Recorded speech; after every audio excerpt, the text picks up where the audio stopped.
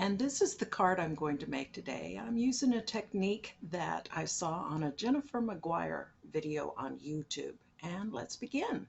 I'm going to be using a Stampendous Hummingbird stamp set, and I'm going to be stamping onto copier transparency film. And I've started by cleaning off the film with some Swiffer dusting cloths as well as some alcohol wipes and some anti-static tools. So I'm positioning the main stamp. I'm dusting down my transparency film and using some clear Versamark ink to ink in the stamp. And I have parts of this stamp that are missing, so I'm using a clear embossing pen to just fill in the blanks. And now I'm stamping in the hummingbird. Now I'm going to use some white embossing powder, and I'm sprinkling that on top of the transparency film. Then I'm going to be flicking it off with my fingers, and then I'll use my heat gun to melt the embossing powder, using some Swiffer to clean up the loose embossing powder. And I'm going to try and be careful that I don't warp the transparency film by not keeping the heat on one place for too long a period of time. Then I'm using the Swiffer to dust off any loose embossing powder left. Then I'm cleaning the bottom with some rubbing alcohol and using my alcohol markers to just color on some color. As I said, I'm coloring on the bottom of the transparency film. This is the side that does not have any embossing on it. For the leaves, I'm using a yellow-green color, and I'm using the most vibrant color that I have. And I'm starting by just roughly coloring in a first coat of color, just not being overly careful. I'm just kind of coloring within the lines.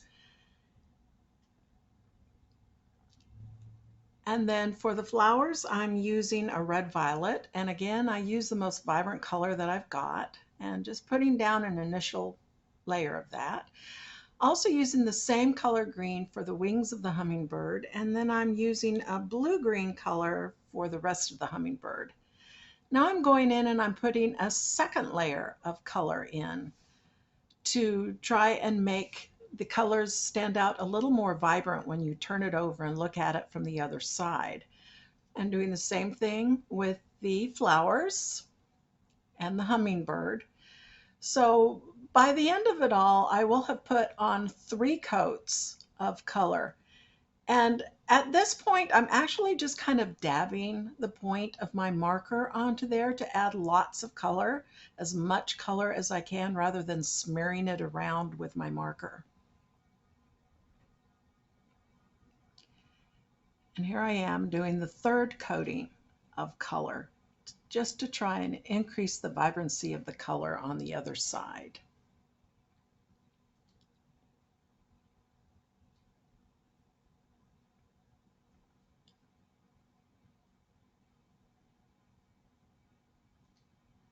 I'm working on the leaves of the hummingbird and the tail.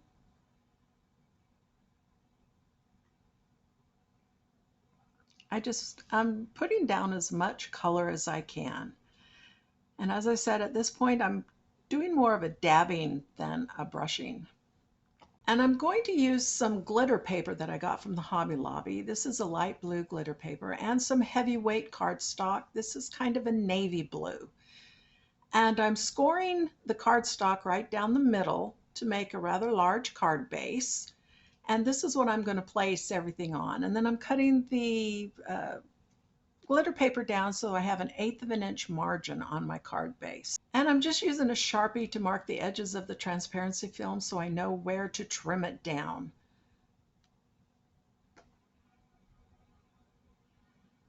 And I cut some frames using my Cricut cutting machine. I use some more of that dark blue color that I use for the card base.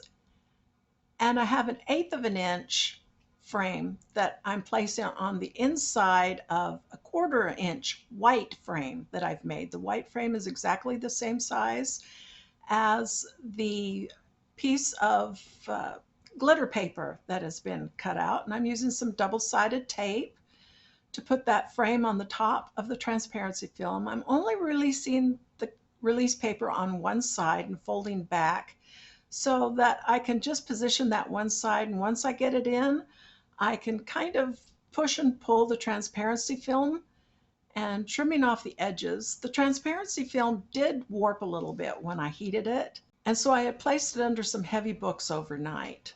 And I prepared the sentiments with my Cricut cutting machine. I used a Cricut gel pen that is a blue color for the gel pen, using the Allura font, and then I just used the same blue cardstock that I use for the card base as a mat.